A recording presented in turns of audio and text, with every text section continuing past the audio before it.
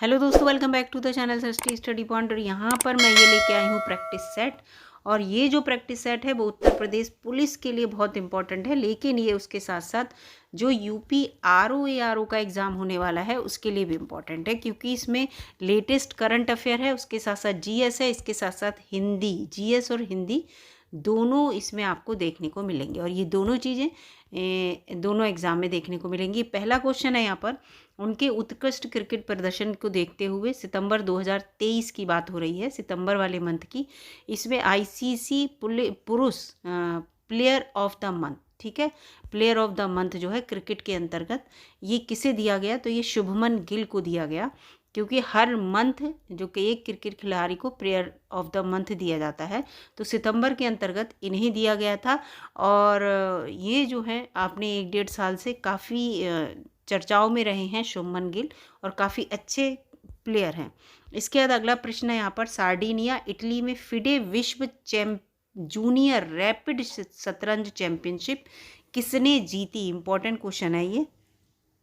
इसका उत्तर है रौनक साधवानी ने। किसने जीती? रौनक साधवानी ने, इसलिए ये इंपॉर्टेंट है, ठीक है, इंडियन उससे रिलेटेड है इस वजह से।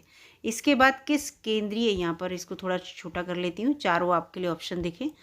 किस केंद्रीय सार्वजनिक क्षेत्र उद्यम सीपीएससी को हाल ही में नवरत्न, ठीक है, नवरत्न कंपनियां होती हैं, ये पूरा जो है उनको रैंकिंग दी जाती है, नवरत्न का दर्जा दिया गया है। ये गौरव प्राप्त करने वाला ये भारत का 16वां सीपीएससी बन गया है। तो ये जो है उत्तर इसके अंतर्गत है ये राइट्स लिमिटेड। कौन है? राइट्स लिमिटेड, पहला इसका ऑप्शन है। इसके बाद तीसरा है, चौथा है, ऑस्ट्रेलिया और भारत जल सुरक्षा पहल के संबंध में निम्नलिखित कथन पर विचार करना है।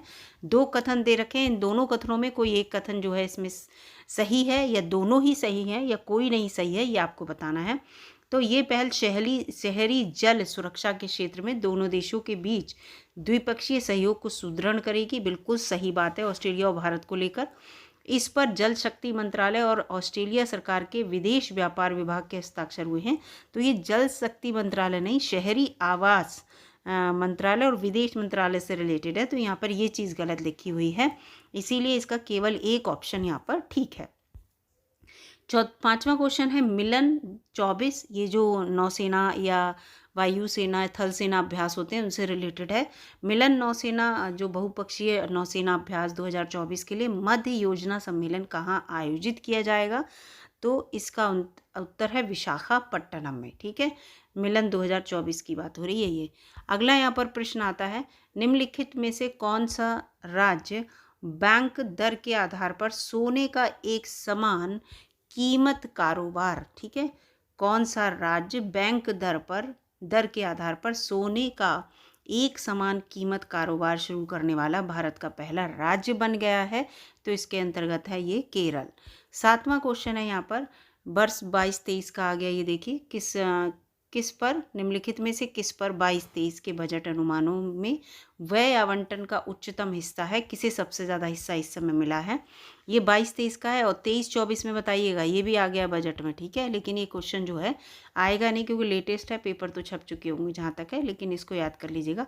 फिलहाल रेलवे जो है इसके अंतर्गत दूसरे नंबर पे, उसके अंतर्गत अभी के बजट में। और इसके अंतर्गत मैं आपको बता दूं कि सबसे ज़्यादा किसको मिला था पहले, ये केंद्रीय क्षेत्र की जो योजनाएं हैं उनके अंतर्गत सबसे ज़्यादा बजट आवंटित हुआ है। इसके बाद यहाँ पर आ जाते हैं 8वें क्वेश्चन पर, अक्टूबर दिसंबर 2023, देखिए अक्टूबर तिमाही है ये, के लिए सामान्य भविष्य निधि जीपीएफ बचत पर ब्याज क्या रखी गई है? तो इसके अंतर्गत है 7.1%।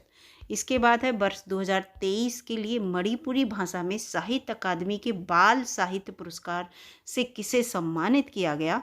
तो ये है दिलीप नोंगमेथेम, दिलीप नोंगमेथेम। अगला प्रश्न है, किन्हीं 2 पुस्तकों में ने संयुक्त रूप से गाजा कैपिटल बिजनेस बुक पुरस्कार 2023 जीता है? तो इसके अंतर्गत ये देखिए पूरे आपको ऑप्शन दिख रहे होंगे यहाँ पर। 10वां क्वेश्चन जो है इसका अंतर्गत ये है, सभी बाधाओं के खिलाफ भारत की आईटी कहानी और मध्य भारत की जीत, भारत के नए जमाने के उद्यमियों की कहानी। इसके बाद 11वां प्रश्न है, प्रसिद्ध पुस्तक भारत पुत्री किसके द्वारा लिखी गई है? भारत पुत्री पुस्तक पूछी गई है, तो ये लिखी है रमेश चंद्र झा ने। किसने लिखी है? रमेश चंद्र झा ने। इसके बाद 12वें प्रश्न पर आते हैं दोस्तों। 12वां प्रश्न देखते हैं। 12वां प्रश्न क्या कह रहा है? ये भी एक बुक को लेकर है, the India way strategies for an uncertain world. ये पुस्तक किसने लिखी है? तो ये जो है एस जयशंकर ने लिखी है। ठीक है, एस जयशंकर कौन है? विदेश मंत्री हैं हमारे। इसके बाद अगला प्रश्न है यहाँ पर, भारत के संविधान में निहित स्वतंत्रता, समानता और बंधुत्व के आदर्शों को किस संविधान से लिया गया? ये क्वेश्चन इस टाइप के आते हैं, तो इसके अंतर्गत फ्रांस आएगा। क्या है ये? फ्रांस। सी इसका ऑप्शन है। इसके बाद 14 है, राज्य और केंद्र शासित प्रदेशों की सूची भारत के संविधान की किस अनुसूची में उल्लिखित है? ठीक है, राज्य और केंद्र शासित प्रदेशों की सूची। तो इस 14 के अंतर्गत यहाँ पर पहला जो आंसर होगा वो यहाँ पर होगा पहली अनुसूची में। किसमें? पहली। इसके बाद यहाँ पर आ जाते हैं 15वां क्वेश्चन। 15वां क्वेश्चन जो है भारत के संविधान से देखिए कितना बड़ा दे रखा है। इसमें 2 कथन दे रखे हैं। नागरिकों के मौलिक अधिकारों के तहत तो राज्य किसी भी शैक्षिक संस्थान के खिलाफ शैक्षिक संस्थानों की सहायता के आधार पर भेदभाव नहीं करेगा और वह अल्पसंख्यक प्रबंधन के अधीन है, चाहे वह भाषा के आधार पर धर्म से बनाया गया हो। इसके बाद यहाँ पर इसके अंतर्गत है, यदि कोई व्यक्ति भारत की संप्रभुता, एकता और अखंडता को संरक्षित और संरक्षित करने में विफल रहता है तो उसके स्वतंत्रता के अधिकार को प्रतिबंधित किया जा सकता है। तो ये दोनों ही बात यहाँ पर सही है। ठीक है, तो इसका ऑप्शन यहाँ पर ए होगा। इसके बाद 16 आ जाते हैं। 16 है कि भारत में मौलिक अधिकारों का संरक्षण कौन करता है? तो सभी को पता है, न्यायालय में मिलता है हमें, उच्चतम न्यायालय में। इसके बाद यहाँ पर है 17, एंटीगुआ और बारबुडा की राजधानी क्या है? तो इसके अंतर्गत है यहाँ पर इन दोनों की राजधानी जो है सेंट जॉन्स है। हरित क्रांति शब्द का प्रतिपादन किसने किया था? तो सभी को पता है, इसका हरित क्रांति का शब्द का प्रतिपादन पूछा है भाई। शब्द के प्रतिपादन को लेकर कंफ्यूज मत होइएगा कि यहाँ पर आप और कुछ लगा दें। तो इसके अंतर्गत है ये विलियम गॉड। इसका आंसर क्या होगा? William God. 19वां क्वेश्चन है, दुनिया के पूरे चाय उत्पादन का लगभग 15% का योगदान किस राज्य से है? तो इसके अंतर्गत है असम से है ये। नेपाल के वर्तमान प्रधानमंत्री कौन है? तो वो हैं शेर बहादुर देउवा। इसके बाद 21वां क्वेश्चन है, निम्नलिखित में से कौन सा कारक मृदा अपरदन को रोकता है? रोकने में इसको तो आपको अपने आप बता देने चाहिए। पेड़ पौधे अगर हम लगाएंगे तो मृदा अपरदन रुकेगा। वित्तीय संकट का सामना कर रहे लोक कलाकारों की सहायता के लिए प्रति माह कितना पैसा दिया जाएगा? तो इसके अंतर्गत है 2000 रुपये। उत्तर प्रदेश का बजट 2021 का आ गया। देखिए 2021 में वन क्षेत्र को कितने प्रतिशत बढ़ाने का लक्ष्य रखा गया है? तो इसके अंतर्गत है 15% बढ़ाने का लक्ष्य रखा गया है। 24वां क्वेश्चन है यहाँ पर। 24वां क्वेश्चन है, किस देश ने सोशल मीडिया बुनियादी उम्मीदें और मानहानि विधेयक 2021 प्रस्तावित किया है? तो इसके अंतर्गत यहाँ पर है ऑस्ट्रेलिया ने। किसने? ऑस्ट्रेलिया ने। फिर है social media marketing professional certificate launch करने के लिए निम्न के लिए किस सोशल मीडिया दिग्गज ने कॉर्सेरा के साथ साझेदारी की है? तो इसके अंतर्गत है फेसबुक ने। किसने? फेसबुक ने। उत्तर प्रदेश सरकार ने पहला मेगा लेदर पार्क किस शहर में स्थापित किया? इंपॉर्टेंट क्वेश्चन है ये। तो ये कानपुर में। इसके बाद है समसपुर पक्षी अभ्यारण्य भारत गंगा के मैदान में एक रामसर स्थल उत्तर प्रदेश के किस जिले में है? ये याद कर लीजिएगा, सारे पक्षी अभ्यारण्य वगैरह उत्तर प्रदेश के ये क्वेश्चन में आएंगे। तो ये बरेली में है, रायबरेली में। ठीक है, बरेली में नहीं, रायबरेली में। 28वां है, निम्नलिखित में से किस गवर्नर जनरल ने न्याय की अदालतों की आधिकारिक भाषा फारसी से अंग्रेजी में बदल दी है? जो भी आधिकारिक भाषा है। तो इसके अंतर्गत है लॉर्ड विलियम बेंटिंग ने जो थी वो बदल दी थी फारसी से अंग्रेजी में। ये हिस्ट्री का क्वेश्चन आ गया। ठीक है, बदल दी है नहीं, बदल दी थी। ठीक है, हिस्ट्री का क्वेश्चन लॉर्ड विलियम बेंटिंग ने बदल दी थी। फिर है 30 मई 1919 को निम्नलिखित में से किस व्यक्ति ने भारत सरकार को अपना सम्मान वापस कर दिया? तो ये भी क्वेश्चन आपको बहुत आसान होगा और ये आप बता भी देंगे। रविंद्रनाथ टैगोर ने। और क्यों अपना सम्मान जो है अंग्रेजों को वापस कर दिया था?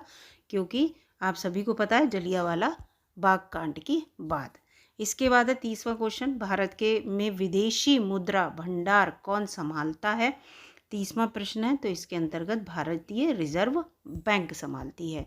अगला है 31वां, आधारित संरचना क्षेत्र में निम्नलिखित में से कौन नहीं है? 31वां क्वेश्चन है ये। इसके अंतर्गत खाद्य उत्पादन इसके अंतर्गत नहीं आता। पर्वत की सबसे लंबी श्रेणी पूछी है, ये सब बातें याद रखिएगा, ऊंची श्रेणी, लंबी श्रेणी, इन सब में अंतर रखिएगा। इसके अंतर्गत आता है ये एंडीज पर्वत जो है, ये विश्व भूगोल से आया है। एंडीज पर्वत जो है ये सबसे लंबी श्रेणी है। इसके बाद यहाँ पर 32वें क्वेश्चन के बाद 33वें आते हैं। ये प्रश्न है, कॉमेट पर्वत श्रृंखला का सबसे ऊंचा शिखर कौन सा है? कामेट पर्वत श्रृंखला का सबसे ऊंचा शिखर है, कामेट है, तो कौन सी पर्वत श्रृंखला का है ये पूछा है 33वें का। तो ये जास्कर श्रृंखला के अंतर्गत कामेट जो है सबसे ऊंचा पर्वत है, सबसे ऊंचा शिखर है, ठीक है, जास्कर के अंतर्गत। अगला 34वां प्रश्न है कि भारत की पहली यूरेनियम खाद्यान्न निम्नलिखित में से किस स्थान पर स्थित है? तो 34वें क्वेश्चन के अंतर्गत है, ये जादूगोंडा में है। किस संगठन ने व्योम मित्र नामक भारतीय रोबोट विकसित किया है? तो ये किया है सीडैक पुणे ने। किसने? सीडैक पुणे ने। फिर है, भारत के लिए कुल प्रजनन दर का प्रतिस्थापन स्तर है, तो ये है 2.1। ये एक बार किसी एग्जाम में भी आ चुका है, 2.1। इसके बाद है, भारत की जनसंख्या के लिए किस वर्ष को महान विभाजन के वर्ष के रूप में जाना जाता है? तो इसके अंतर्गत है 1921 को। इसके बाद वाणिज्यिक खेती के संबंध में निम्नलिखित में से कौन सा कथन इसमें गलत है? 38वां क्वेश्चन है, परिवार के सदस्य फसल उगाने में लगे हैं, ये जो कथन है ये यहाँ पर गलत है, सी वाला। इसके बाद 39वां, यहाँ पर 38 के बाद आते हैं, यहाँ पर ये 39 में फिर हिंदी से क्वेश्चन आ गए। यहाँ पर 38 तक जो थे वो, क्योंकि 150 क्वेश्चन टोटल आएंगे ना, आपके 4 पोर्शन है उसके, तो इनको डिवाइड किया जाएगा। तो ऐसा नहीं होगा कि आपको एक इवन नंबर में जैसे कि 20 आ रहे हैं या 40 आ रहे हैं, इस तरह से नहीं, ऐसे ही मिलेंगे, कहीं 38 कहीं 36, चारों सेक्शन में बांटा जाएगा। जनरल हिंदी आ गए। अब 39वां क्वेश्चन देखते हैं। यहाँ पर 39वां क्वेश्चन जो है वो है कि विसर्ग संधि का उदाहरण इसमें पूछा है। तो 39वें के अंतर्गत जो विसर्ग संधि है वो हरिश्चंद्र है, क्योंकि इसमें क्या होगा, हरि, इसमें देखिए हरि प्लस चंद्र, ऐसे विसर्ग लगे होंगे, तो इसलिए आप यहाँ पर, और ये आधा शाह बन जाएगा इस तरह से, तो ये इसलिए विसर्ग संधि के अंतर्गत है हरिश्चंद्र। और इसमें प्रत्यय, एक प्रत्यय इसमें नहीं हो सकता, देखिए इसमें इक लगा देंगे, नीतिक हो जाएगा, है ना, तो नहीं हो सकता पूछा है। इसमें आध्यात्मिक हो जाएगा, ये आर्थिक हो जाएगा, एक लगाते, लेकिन इसमें कुछ नहीं होगा, तो इसका डी ऑप्शन ठीक होगा। इसका किस शब्द में इसमें उपसर्ग का प्रयोग है ये बताना है। तो 41वें में, तो इसमें देखिए अगर आप ये कू सब में हटा देंगे तो ये तीनों का कोई मतलब नहीं रहेगा, लेकिन इसमें जब कू इसमें हटा देंगे तो इसका मतलब रहेगा, तो इसलिए इसका डी उत्तर है, ठीक है। तो इसका यहाँ पर डी उत्तर है 41 का। इसके बाद 42 में आते हैं। 42वां है, दुर्गपति में कौन सा समास है? तो दुर्गपति में जो समास है वो तत्पुरुष समास है, कॉमन सा, आप इसको बता देंगे। इसके बाद दशानन, दशानन दश हैं आनंद जिसके, तो इसको भी आप बता देंगे, 43वां है, और इसके अंतर्गत ये बहुब्री समास है, ठीक है। और इसको आप गिनती के अंतर्गत मत लीजिएगा कि ये द्विगु समास है, इसको भी दिमाग में रखिएगा, ठीक है। इसके बाद समास मैंने पढ़ाया, वीडियो में आप अच्छे से देख लीजिएगा, हिंदी की प्लेलिस्ट है चैनल पर। 44 से 48 तक गद्यांश में से क्वेश्चन मिलेंगे, जो कि गद्यांश में आपको यहाँ पर दिखा दे रही हूँ, इसको आप पढ़ना चाहें तो पढ़ लीजिएगा, जिससे कि आप अगर पढ़ लेंगे तो इसको पढ़ने के बाद आपको क्वेश्चन बनाने में आसानी रहेगी। तो 44वां यहाँ पर है, भारतेंदु जी के जीवन का क्या उद्देश्य था? 44वां क्वेश्चन है, इनका उद्देश्य था हिंदी भाषा और साहित्य की उन्नति करना। इसके बाद भारतेंदु जी ने अपने जीवन में क्या किया था? तो इन्होंने जो है वो हिंदी भाषा और साहित्य की उन्नति के बीज बोए। इसके बाद है, इस प्रकार उसे सुरम्य बना दिया कि हिंदी भाषा और साहित्य के मार्ग को, ये उपयुक्त पंक्ति के अनुसार भारतेंदु जी ने किसे सुरम्य बना दिया था ये पूछा है, तो हिंदी भाषा और साहित्य के मार्ग को बना दिया था। कांटों और कंकड़ों का क्या अभिप्राय है इस पैराग्राफ के अनुसार?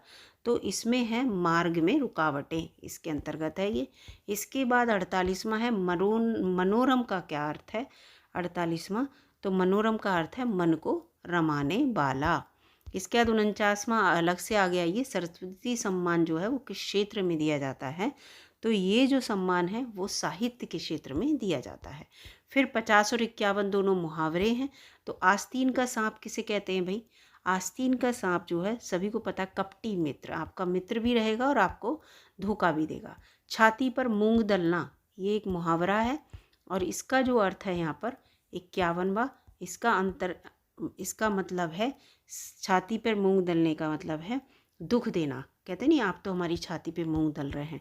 वीर पुत्र को जन्म देने वाली माता को क्या कहते हैं एक शब्द में?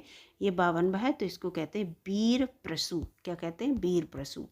शाक सब्जी खाने वाले को क्या कहते हैं? कॉमन सा है तो बहुत, और ये आप आंसर इसको दे भी देंगे, तो इसका शाकाहारी कहते हैं। इसके बाद है विकार का तद्भव पूछा है, ठीक है, तत्सम नहीं तद्भव पूछा है, तो बिगाड़ होता है विकार का।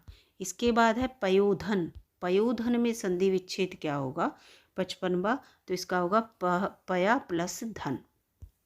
डी है 56 और 57 दो हैं, उनके लिए एक शब्द चुनना है। पर्वत की तलहटी जो होती है, पर्वत की तलहटी, उसको क्या कहते हैं? पर्वत की तलहटी 56वां क्वेश्चन है, इसको कहते हैं उपत्यका। क्या कहते हैं? उपत्यका, याद रखिएगा। 57वां है कंजूसी से धन व्यय करने वाले को क्या कहते हैं? तो इसको कहते हैं कृपण। क्या कहते हैं? कृपण। कंजूसी से जो धन के खर्च करता है, और जो धन सही से खर्च करता है कम, तो वो होता है कम खर्च, अल्पव्ययी। और जो मितव्ययी क्या होता है? जो बचत करता है। कृपण जो होता है वो होता है कंजूसी से धन खर्च करने वाला। 58वां है यहाँ पर, ये हिंदी की प्रमुख पत्रिका धर्म युग के संपादक निम्न में से कौन थे? तो इसके अंतर्गत यहाँ पर है धर्मवीर भारती। धर्मयुग के कौन थे? धर्मवीर भारती। 59 है अयोध्या सिंह हरिऔध जो थे, उपाध्याय हरिऔध की रचना इसमें से कौन सी है? तो ये जो है ठेठ हिंदी का ठाठ, ये इनकी जो है रचना है। 60 है कि इनमें से कौन सा पुल्लिंग नहीं है? तो इसके अंतर्गत जीव जो है वो पुल्लिंग नहीं है। आप बोलोगे, कहोगे जीव कट गई, जीव ऐसी फीमेल जैसा आप बोल रहे हैं, तो वो अकाल आया, खटमल था, आयोजन हुआ, तो ये मेल जैसा साउंड हो रहा है। ऐसे आप याद कर लोगे तो आपको याद हो जाएगा। सुधि सुधि शब्द जो युग में, इनके सही अर्थ बताने हैं। सुधि सुधि हम बोल रहे हैं, इनके अर्थ भी अलग होंगे। तो इसके अंतर्गत है शुद्धि माने होश और सुधि माने बुद्धिमान। बी इसका ऑप्शन यहाँ पर सही होगा। इसके बाद है ये निर्देश दिए गए 4 विकल्पों में से उस विकल्प का चयन करो जो विशेषण शब्द की विशेषता प्रकट कर रहे हैं। सुनील बहुत अच्छा निशानेबाज है, तो विशेषता क्या है उसकी भाई? वो निशानेबाज है ना। तो यहाँ पर 62वां देखते हैं। तो 62 के अंतर्गत इसमें जो उत्तर है उसका आपको पता है, बहुत जो लगा है निशानेबाज से पहले, वो इसका उत्तर होगा। इसके बाद 63वां है कौन सा शब्द एक वचन और बहुवचन दोनों में प्रयोग होता है? ठीक है, ये अच्छे क्वेश्चन है। तो यहाँ पर इसका जो है बेटा, ये मेरा बेटा है, और ये यहाँ पर 63 का नहीं, बेटा बेटे बोलेंगे इसको, नहीं नहीं मुनि, मुनि कहाँ गए थे, मुनि है ना, ये तो मुनि है जो, वो ठीक बैठेगा। इसके अंतर्गत सर्वनाम का प्रकार बताइए। मोहन का कुछ खो गया है, इसमें सर्वनाम का प्रकार बताना है। मोहन जो है वो संज्ञा है ना, और इसकी जगह सर्वनाम का प्रकार बताना है। तो इसमें होगा अनिश्चयवाचक, जो कुछ है, कुछ है, क्या खो गया है ये पता ही नहीं है। इसके अंतर्गत 4 विकल्पों में से उस विकल्प का चयन करें जो दिए गए वाक्य में काल के भेद का सही विकल्प हो। 65 के अंतर्गत, तो इसमें पूर्ण भूतकाल, जो दीपा ने खीर खाई के अंतर्गत है, पूर्ण भूतकाल है ये, ठीक है, दीपा ने खीर खाई। 66वां यहाँ पर निषिद्ध शब्द का विलोम क्या होगा? निषिद्ध माने होता है कोई चीज़ रोकने के लिए, कि आपके लिए निषिद्ध है। तो 66 का यहाँ पर उत्तर जो होगा विहित होगा, इसका विलोम। 67वां है, इसमें अशुद्ध युग्म चुनना है 67वें में। तो इसमें अज्ञ और अनविज्ञ, ये अज्ञ का विज्ञ होता है, ठीक है, अज्ञ का अनविज्ञ नहीं होता है, तो ये चीज़ यहाँ पर गलत है, ठीक है। अज्ञ माने भी ज्ञान ही होता है, विज्ञ माने ज्ञान, जैसे ज्ञान हो, अनविज्ञ माने भी वही है। कांतार का पर्यायवाची क्या होगा? कांतार जंगल का मतलब होता है, तो ये 20 का उत्तर होगा। इनमें से सरल शब्द का विलोम नहीं है पूछा है सरल का, तो सरल का यहाँ पर 69 का आप अपने आप ही बता देंगे। 69 का सरल का विलोम नहीं है, वो विरल नहीं है। जबकि वक्र जो होता है सरल का विलोम होता है, कठिन भी होता है, कुटिल भी, लेकिन विरल जो है वो सरल का विलोम नहीं होता है। ठीक है। 70वां क्वेश्चन है कम बोलना सेहत के लिए अच्छा होता है, इसमें कौन सा अव्यय है? अव्यय पूछा है, तो इसके अंतर्गत इसमें परिमाणवाचक क्रिया विशेषण अव्यय है। देखिए इसके बाद यहाँ पर है अलंकार दे रखे हैं यहाँ पर 71 और 72। तो ये देखिए रहीमन पानी राखिए बिन पानी सब सून, पानी गए ना उबरे मोती मानुष चून, ये आप बचपन से ही पढ़ते चले आ रहे हैं, श्लेष अलंकार है। ये कौन सा है? श्लेष अलंकार है। इसके बाद है ये यहाँ पर देखिए ये अलंकार आ गया कि संदेशनी मधुवन कूप भरे, संदेशनी मधुवन कूप भरे, तो इसमें अतिशयोक्ति अलंकार है, अतिशयोक्ति की गई है इसके अंतर्गत। अगला है यहाँ पर निम्नलिखित में से कौन सा शब्द जो है देशज है, ये 73वां क्वेश्चन है, और इसके अंतर्गत पगड़ी जो है वो देशज शब्द है। पगड़ी कौन सा शब्द है? देशज शब्द है। फिर इसके बाद यहाँ पर ये देखिए 74वां है पैमाना किस प्रकार का शब्द है? देखिए तो पैमाना जो है 74वां, इसके अंतर्गत आएगा ये विदेशज। पैमाना क्या है? विदेशज है। फिर 75वां है निम्नलिखित में से कौन सा भाववाच्य, भाववाच्य पूछा है, भाववाच्य का उदाहरण है, तो ये हमसे इतना कार्य नहीं किया जाता, ये भाववाच्य है। तो ये 75 क्वेश्चन थे। उसके बाद ये न्यूमेरिकल, ये मेंटल एबिलिटी वाले थे, ये मैं नहीं करा पा रही हूँ। तो वीडियो अगर आपको अच्छी लगी दोस्तों लाइक कीजिएगा, चैनल पर नए हों तो सब्सक्राइब कर लीजिएगा। मिलूंगी अगली वीडियो में, तब तक के लिए नमस्कार।